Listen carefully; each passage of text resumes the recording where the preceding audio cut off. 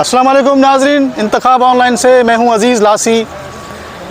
गुज़िश्ता दिनों जैसे ही बलूचिस्तान में निगरान गवर्नमेंट हुकूमत का क़याम आया है, निगरान वज़ीर आला ने डिस्ट्रिक्ट के तमाम जो डिप्टी कमिश्नर से उन्हें अपने अपने इलाकों में, तहसीलों में, यूनियन काउंसिलों के इलाकों में खुली कचहरियाँ लगाकर जो इंतज़ामी अफसरान हैं उन्हें खुली कचहरियाँ लगाकर आवाम के मसाइल जानकर उन्हें आगे कर भेजने की हिदायत की है। उसी सिलसिले में गुज़िश्ता रात एक ऐलान हुआ कि जी कल आज उसी हिदायत की रोशनी में हब के सिविक सेंटर के अहाते में एक खुली कचहरी का इनेकाद किया गया है। ये खुली कचहरी में आप, मेरा कैमरामैन आपको दिखा सकता है कि इसकी जो कुर्सियां हैं लोगों के लिए रखी गई हैं कुर्सियां, वो खाली पड़ी हुई हैं।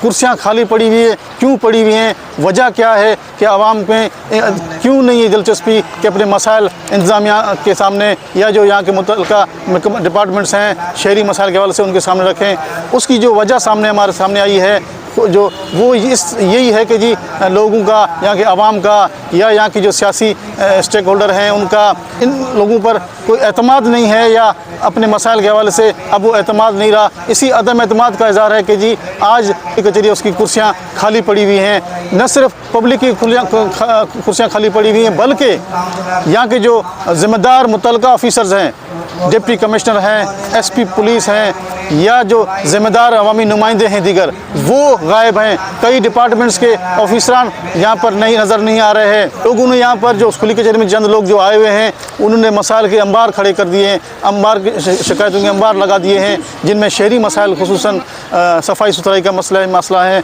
सबसे ज़्यादा जो बड़ा मसला यहाँ पर लोगों ने जो पेश किया, जो बताया कुछ लोगों ने, वो अमन व अमान के हवाले से था। पुलिस पर अदम एतमाद का इज़हार किया है लोगों ने। जो यहाँ पर बड़ी बड़ी डकैती की वारदातें हुई हैं उनमें मुलजमान की अदम गिरफ्तारी है, जो मुतल्लिका महकमे उनकी अदम दिलचस्पी है शहरी मसाइल के हवाले से, उन पर शहरियों ने बड़ी जो शिकायतें की हैं। एक शहरी ने तो यहाँ तक कह दिया कि जी उसकी 30 लाख रुपए की डकैती हुई है, उसकी जमा पूंजी लुट गई, लेकिन अब तक मुलजमान गिरफ्तार हुए ना बरामदगी उसकी है। लिहाजा वो अब इस हद तक, इस नज तक पहुँच चुके हैं कि वो अपने बच्चों को रोड पर लाकर पेट्रोल छिड़कर खुदसूसी पर मजबूर हो रहे हैं। अब के शहरी मसाइल के हवाले से यहाँ के शहरियों ने जो मसाइल बताए हैं, आए हम उनको उस हवाले से आपको आगाह करते हैं कि शहरी क्या कहते हैं। सर, आप लोग निशान जलब में हो या किसी के ना हो, तो पहले ये भी मैं बात अर्ज गुजार कर, हो सकता है यहाँ से जाते वक्त मुझे गिरफ्तार भी किया जाए, क्योंकि कुछ ऐसी बातें मैं यहाँ कर भी करूँगा, शायद किसी को बुरा भी लगे। सर, 13 जून को मेरे भाई से 30 लाख रुपए लूट लिए गए दिन 11 बजे सुबह को। आज तक कोई सुनवाई नहीं हुई। मैंने आवाम को तकलीफ दी, रोड बारहा बंद किया, रोड पे थाने के सामने एहतजाज दिया, डीआईजी साहब से रब्ता किया, रफीक साहब सामने बैठे हैं, 50 मरतबा रफीक साहब के पास गया हूँ, एसएसपी के पास गया हूँ, इलाके के मुअज़्ज़िज़ीन को लेके सिटी चेयरमैन बाबू साहब के पास गया, उन्होंने रफीक साहब को बुलाया, रफीक साहब ने उसके सामने भी 3 दिन की टाइम लिया। 3 दिन से 3 महीने गुजर गए, अभी तक कोई मसला हल नहीं हुआ। 9 मुहर्रम को, उससे पहले भी डीआईजी साहब से मेरी रिक्वेस्ट होती रही, डीआईजी साहब यहाँ पे 9 मुहर्रम को आप चौकी में आए, मुझे बुलाया, मैं वहाँ उसके पास गया, उसको मिन्नत किया, उसको बात की, उसने सिटी एसएचओ और बेरुट एसएचओ को रब्ता किया, बुलाया, जहाँ पे अताउल्ला साहब बेरुट एसएचओ आ गए। शायद हमारे सिटी एसएचओ मसरूफ थे, मजबूर थे या कोई मसला था, नहीं आ सके। डीआईजी साहब ने फोन पे उससे हलवाल किया, रब्ता किया, बराम हुए, अताउल्ला साहब से भी बात की कि 1 हफ्ते के अंदर अंदर आप ये मसले को क्लियर करके मुझे रिपोर्ट दोगे। 9 मुहर्रम से सर आप लोग समझ आ रहे कितने दिन हो गए। 1 हफ्ता बाद मैं सिटी एसएचओ के पास गया, शानवाज साहब कैसे बात हुई कि सर मेरे बारे में आप बताएं, मेरा मसला क्या हुआ, मेरा घर जल गया, मैं तबाह हो गया हूँ, 30 लाख कम पैसे नहीं है सर, मेरी पूरी जिंदगी अभी अगर मैं कुछ भी करूँ दहशतगर्दी के अलावा तो मैं पैसे जमा नहीं कर सकता। डीएसपी साहब बैठे हुए, एसएसपी साहब के पास गया हूँ, हर वही पुलिस का ऐसा बंदा ऑफिसर नहीं जिसके पास नहीं गया हूँ। आखिर उस दिन मैं सिटी एसओटी के पास गया हूँ, उससे बात की, उसने मैंने कहा सर आपको डीआईजी साहब ने फोन पे बात की थी, तो एसएचओ साहब कह रहे, कहा सर आपको डीआईजी साहब ने बोला था, मेरे को बोला डीआईजी साहब तो दरवेश हैं। सर जब डीआईजी साहब दरवेश हैं तो फिर मैं किसके पास जाऊँ, आप बताएं। मैं कोर्ट में जाऊंगा तो हो सकता है ये कोर्ट के जज भी दरवेश हों, सुप्रीम कोर्ट हाई कोर्ट तक मेरी पहुंच नहीं है, रसाई नहीं, मैं गरीब हूं, वहां तक नहीं जा सकता सर, परेशान हो जाएगा, मैं पूरे घर को लेकर रोड पे आके जलाऊंगा। इसके जिम्मेदार रफीक साहब होंगे, शानवाज एसएचओ होंगे। पूरे शहर के अंदर बिलखुसूस और बवानी के अंदर हमारी जान माल महफूज नहीं है। और मैंने परसों भी DPO साहब को कहा, जनाब अभी अगर वारदात हो गई तो हम आपके गेट पे धरना देंगे, बाहर नहीं जाएंगे। हम कब तक इस तरह चोरों डकैतों के राम करम पर है। और इस वक्त जिस तरह मेरे भाई ने शिकायत की, आपका शुक्रिया, आपने इसका नोटिस ले लिया। 5 दिन से 10 से 15 मुसल्लह लोग एक प्लाट के अंदर बैठे हुए। ठीक है, मैं ये नहीं कहता हूं प्लाट किसका है, वो आप इंक्वायरी करें, इनका हक बनता है इनको दे दे, उनका नहीं बनता दूसरे को दे दे। लेकिन एक शहर के अंदर गैर कानूनी तरीकेकार पे 8 से 10 मुसल्लह लोग बैठे हुए हो तो इससे खौफ और हरास भी फैल रहा है और इसी तरह लोगों के लिए वारदात हो सकते हैं। एसी साहब आपने नोटिस लिया है, मैं उम्मीद रखूंगा कि इसके मजीद नोटिस लिया जाए। इसी तरह साकरान और हसनपीर इस एरिया में जो कृषि प्लांट है वहां पर जो लोग जाते हैं वहां पर लोगों को मारा जाता है और उनके मोटरसाइकिल छीने जाते हैं और उनके मोबाइल छीने जाते हैं। वहां के कृषि प्लांट वालों ने हमें बहुत सारी शिकायतें दी हैं और वहां पर लोग गैर महफूज है। सबसे पहला मसला लाइन ऑर्डर का है। इसके लिए मैं यही कहूंगा, होना यह चाहिए था कि डिप्टी कमिश्नर साहब और DPO साहब और लाइन ऑर्डर के जितने अफसरान हैं इस सिलसिले में एक जामे माने मीटिंग करें, तमाम स्टेक होल्डरों को बुलाएं कि हम उनकी नियाज जिला है, इसके लिए रोजाना की बुनियाद पर मीटिंग होनी चाहिए। लेकिन इस तरह की बात नहीं है। दूसरे नंबर पे जनाब असिस्टेंट कमिश्नर साहब, पता नहीं लेबर डिपार्टमेंट के कोई अफसरान यहाँ मौजूद है या नहीं है,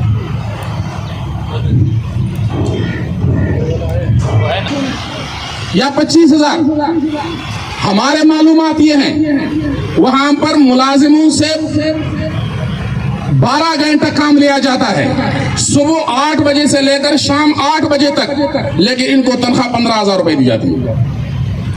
और मुलाजिमी वहां पे काम करते हैं 10-10, 15-15 साल और उनको हाथ में पकड़ करके निकाले जाते हैं।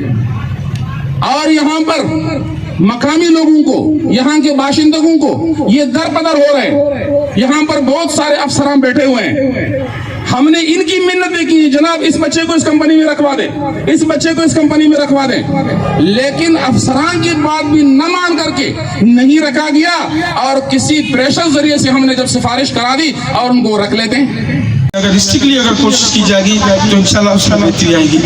जहाँ तक हब में माशी जो मसाइल हैं और हब में जो इश्यूज़ हैं, क्योंकि हब में बहुत बड़ा माशी मसला हो चुका है। हब कॉरपोरेशन आप लोगों के सामने जिंदा मिसाल है। हब कॉरपोरेशन में बिल्कुल इतना भी नहीं है कि हम कहीं 10 से 100 फुट कोई लेन भी छोटी स्टेबलिटी की कहीं बिछा दें।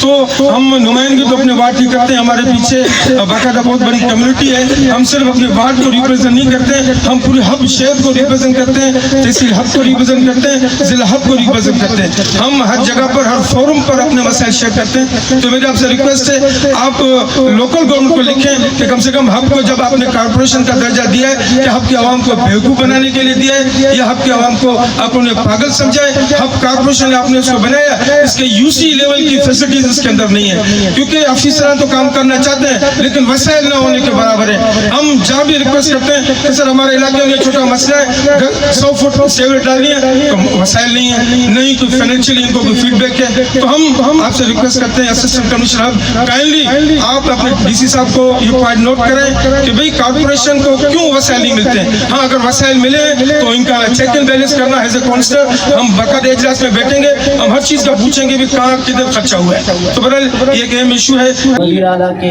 हुक्म के मुताबिक नहीं लगता जाना ये खुली कचहरी आवाम की दुख दर्द सुनवाई के लिए जो रखा गया है, मैं समझता हूँ ये खुली कचहरी 1 साल बाद ये तमाम नाअहल इंतज़ामिया की आज सब कुछ दिखाने के लिए ये होना ये चाहिए था कि डिप्टी कमिश्नर की मौजूदगी में ये आज खुली कचहरी होता, लेकिन ये डिप्टी कमिश्नर सब जानते हैं 1 साल से जो मुसल्लत है, आज तक इसने अपने मातहत किसी भी काम का आज तक नोटिस नहीं लिया। ये हमें क्या तहफ़्फ़ुज़ देगा, ये हमें क्या अमन देगा।